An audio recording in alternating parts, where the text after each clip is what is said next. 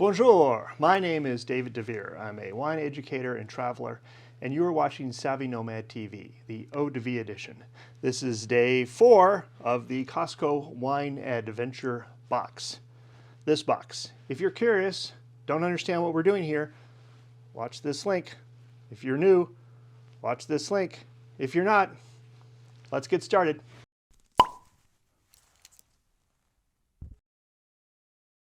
Okay, so day 1, Chardonnay. Day 2, Merlot. Day 3, Sauvignon Blanc. I'm gonna guess that day 4 is gonna be another red. Let's see, day 4 is over here. It's a snowflake. And inside, we find Cabernet Sauvignon from Moldova. Now, here's something I actually don't know anything about. I've never had a Moldovan wine. This is going to be interesting. Okay, Moldova. Where is it? What do they do there? Well, used to be a part of Romania. They speak Romanian. It's close to the Ukrainian border. Maybe I'll show a map right here. That would be smart. Anyway, in Moldova, they have been growing wine or making wine for many, many years, maybe thousands of years. During the Cold War, they exported all of their wine production to the Soviet Union. When the Soviet Union fell apart, so did the Moldovan economy. Now they're trying to transition to more Western markets. So this is an interesting opportunity to see what the Moldovians are doing with their Cabernet Sauvignon. It's not a Moldovan grape varietal. That would have been more interesting, but we'll take what we can get. It's the wine advent box. You know, you get what you get. Anyhow, I do know what Cabernet Sauvignon is supposed to taste like. In old world styles, it's very food friendly. It's got grippy tannins, so it can strip fats from fatty foods like steak. It would be leather and cedar box and oak, those kind of aromas. In New World styles, it's going to be a little bit sweet. It'll be jammy. It will have flavors of fruits and berries, and it'll be almost like a cocktail wine. So those are the two styles of Cabernet Sauvignon. Cabernet Sauvignon is the love child of Cabernet Franc and Sauvignon Blanc. So that's where the name comes from. Cabernet Sauvignon. Sauvignon, by the way, in French basically means savage or wild. So Cabernet is for red, so you've got wild red here. Those tricky French classic naming opportunities. Anyway, let's open this and see if it smells like it's supposed to. Oh, I should test the temperature. I only thought about that because it's cool. Where is my temperature probe? Here it is. All right, so temperature 62.4. So that's quite a bit warmer than yesterday or the previous day's wines, which were 57. But Cabernet Sauvignon can carry the heat.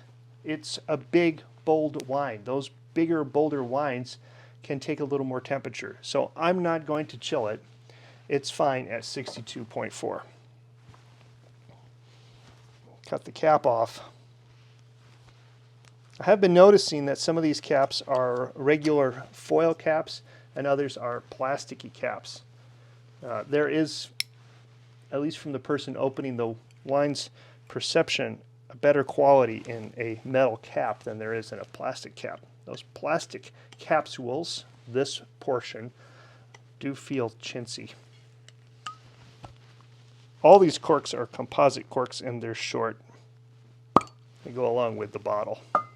All right, let's pour this up and give it a smell.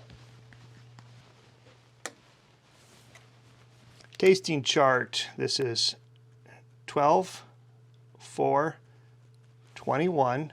We've got Cabernet Sauvignon from Moldova. Aged in. Generally, Cabernet Sauvignon is aged in oak. It can be aged in new oak or used oak. And the oak barrel is an amazing thing.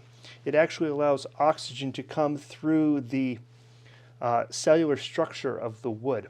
This allows oxygen very slowly to enter the wine and oxygenate it, or allow it to rot just a little bit. This aging process changes the character of the wine. If the wine gets too old, it will end up in the same place, which is vinegar. All wines end up in the same place, vinegar. And all wines, reds and whites, all turn the same color when they get old. They turn brown. All right, so let's pour our Cabernet Sauvignon from Moldova in our glass and look at the color. Now, I would like to see a wine that is very dark. And this has got a nice ruby color to it. So here it is in my glass. It does look fairly dark. An interesting thing to note about color is the pH level changes based on the acidity. So the more red the wine, the higher the pH and more stable the wine is. The more blue or purplish the wine, the lower the pH and the less stable it is. Acidity, alcohol, and sugars are the things that make wines age-worthy. So if you've got a red wine, it will age better than a blue wine or purple wine. Okay, so looking at the hue, I'm going to go red, and it's a medium deep. I'm going to circle the line between it. Let's smell it. I'm looking for red fruits and possibly wood. Let's see what we get. Boy, not much. These red wines are going to be harder to catch aromas than white wines, so don't expect them to be as expressive, but there should be something there.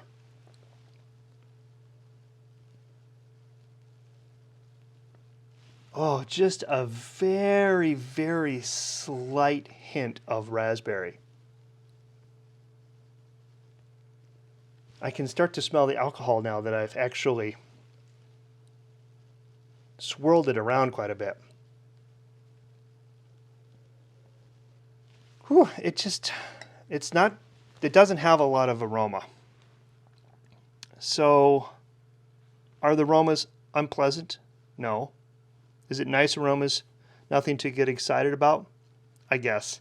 So, 5 for aroma, and maybe raspberry. Maybe. But it's a stretch. Okay, let's taste it.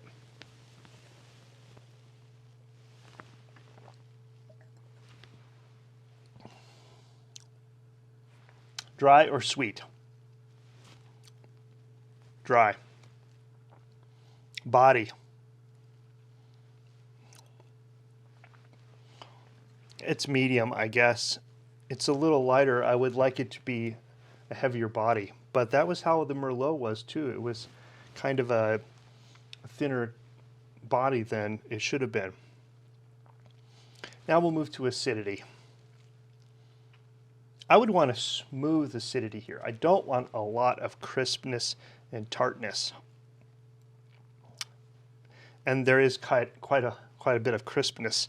So I'm going to go crisp, and I'm going to say the acidity is 4. It's obviously tart, and it shouldn't obviously be tart. It should be smoother. Now the balance. Here is my first fair score, because I can feel a burning sensation with the wine, and that's the alcohol. I noticed the alcohol. You shouldn't notice the alcohol. The alcohol by volume here is 12.8%. That's not particularly high. It's well within the realm. Sometimes alcohols in some of these Cabernets can be as high as 14 or even 15%, which is a lot more. So I noticed the alcohol. The tannins are grippy. They should be. They're not particularly aggressive. That's nice. So that's fine. The sugars is not bad, but the acid is a little bit out of balance. The alcohol and the balance are out. So I guess looking at my chart, I have to say obviously out of balance. That's a 4. I'll be generous and give it a 4. Now complexity. I need to taste it again.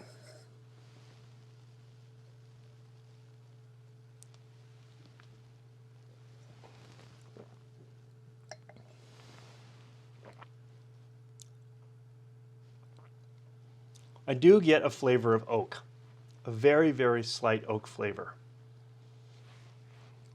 Are there multiple flavors here? No. If I had a big California Cabernet or even a Bordeaux, I would notice lots of flavors, and that complexity should really draw you in and make you want to take another sip. And this doesn't really draw me in. It's fine. I mean, if I'm just sitting around drinking a glass of wine, yakking with my friends, this is fine, or should I say my comrades. Anyway, complexity, I'm going to give it a 4. And finish. Is there anything wrong with the finish? It's a little watery. It's a little weak. So, again, a 4. Whew, my scores are getting much more hard and technical. I guess it's always good to go first. Maybe the last people get the better scores. I don't know. But anyway, that's what the Moldavian Cabernet Sauvignon is for me. Let me do my math. Okay, so the aroma, we had a 5 because I did note a little bit of raspberry. The acidity was 4, the balance was 4, the complexity was 4. You know, it's a trend.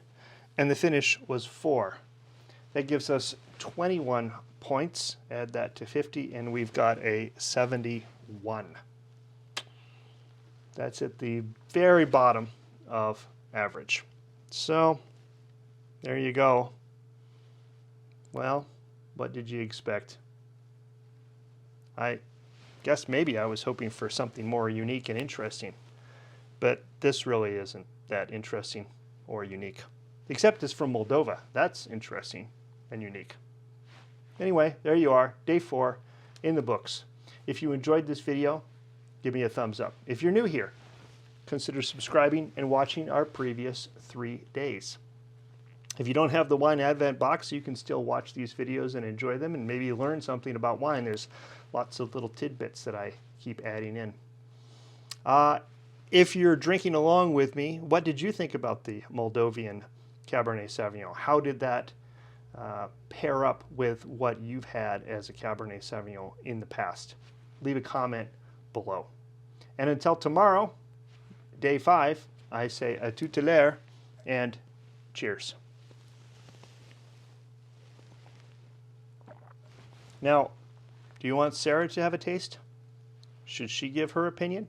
Is that fun? Let me know.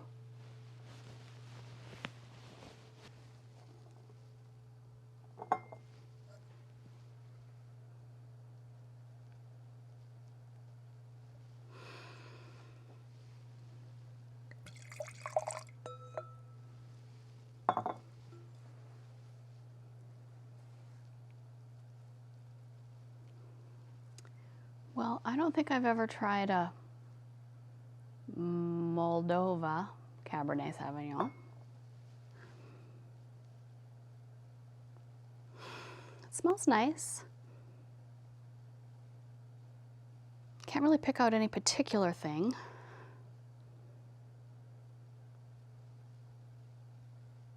There's a hint of something underneath, like almost chocolatey, but I'm not sure about that.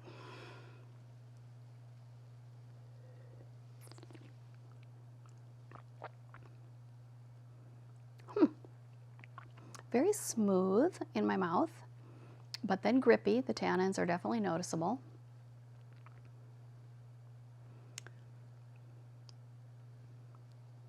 I'm not sure if it has a very long finish. Maybe not very complex, but again, unobjectionable if you're just drinking.